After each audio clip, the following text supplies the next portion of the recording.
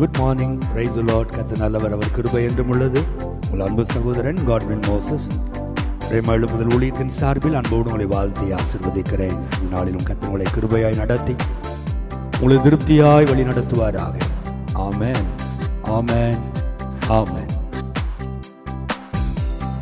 கர்த்தர் உன்னை நித்தமும் நடத்தி மாவறட்சியில் திரட்சியை தருவார்.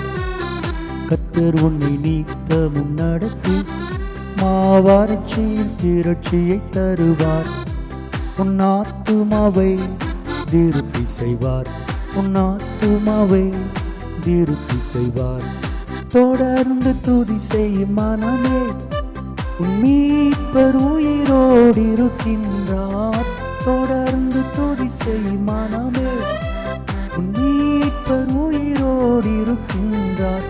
துதிப்போரை கைவிட மாட்டார், துதிப்போரை கைவிட மாட்டார்.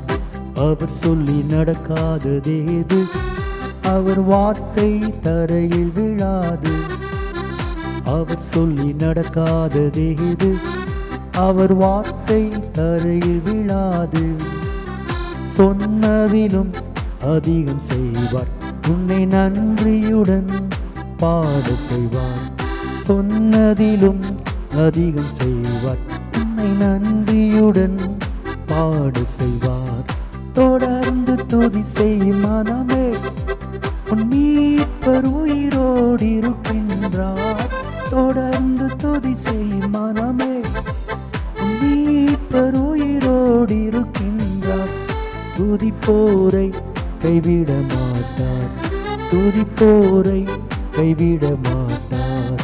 கர்த்தர் உன்னை நித்தமும் நடத்தி மாவறட்சியில் திரட்சியை தருவார். உன் ஆத்துமாவை திருப்தி செய்வார், உன் ஆத்துமாவை திருப்தி செய்வார். கர்த்தர் உன்னை நித்தமும் நடத்தி மாவறட்சியில் திரட்சியை கர்த்தர் தருவார். உன் ஆத்மாவை அவர் திருப்தி செய்வார். தொடர்ந்து துதி செய் மனமே, உன் மீட்பர் உயிரோடு இருக்கிறார். தேவ பிள்ளைகளே, நம்முடைய மீட்பர் உயிரோடு இருக்கிறார். உங்களை கரம் பிடித்து ஒவ்வொரு நாளும் நடத்தி கொண்டிருக்கிற மீட்பர் இன்றைக்கும் உயிரோடு இருக்கிறார். இந்த காலை வேளையில் ஏதோ ஒரு காரியத்தை குறித்து பயந்து கலக்கத்தோடு வேதனையோடு எந்தான் விடிந்ததோ என்று யோசித்துக் கொண்டு நீங்கள் எழும்பி இருக்கலாம். அல்லது இன்றைக்கு வரப்போகிற சில ரிசல்ட்ஸை குறித்து பயந்து போய் ஸ்கேன் ரிப்போர்ட்டாக இருக்கலாம், ஏதோ ஒரு காரியத்தை குறித்து பயத்தோடு நீங்கள் எழும்பி இருக்கலாம். இல்லை பிரியமானவர்களே, கர்த்தர் உங்களை அழகாய் நடத்துவார், திருப்தியாய் உங்களை நடத்துவார். உங்கள் கால்கள் இடறுவதில்லை, நீங்கள் தள்ளாடுவதில்லை. உங்களை ஒருபோதும் கர்த்தர் கைவிடவே மாட்டார். காரணம், உங்கள் மீட்பர் உயிரோடு இருக்கிறார்.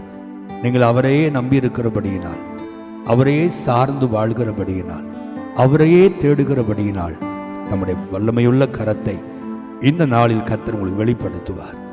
இந்த நாளில் கர்த்தர் உங்களுக்காக யாவையும் செய்து முடிப்பார். உங்கள் வேதனைகளுக்கு ஒரு முடிவை தேவன் உண்டாக்குவார். உங்கள் நோய்களுக்கு ஒரு முடிவை தேவன் உண்டாக்குவார். உங்கள் எதிர்பார்ப்பதற்கு ஒரு முடிவை தேவன் கொடுத்து உங்களை மகிழச் செய்வார். அல்லேலூயா. நீங்கள் தொடர்ந்து அவரை துதியுங்கள்.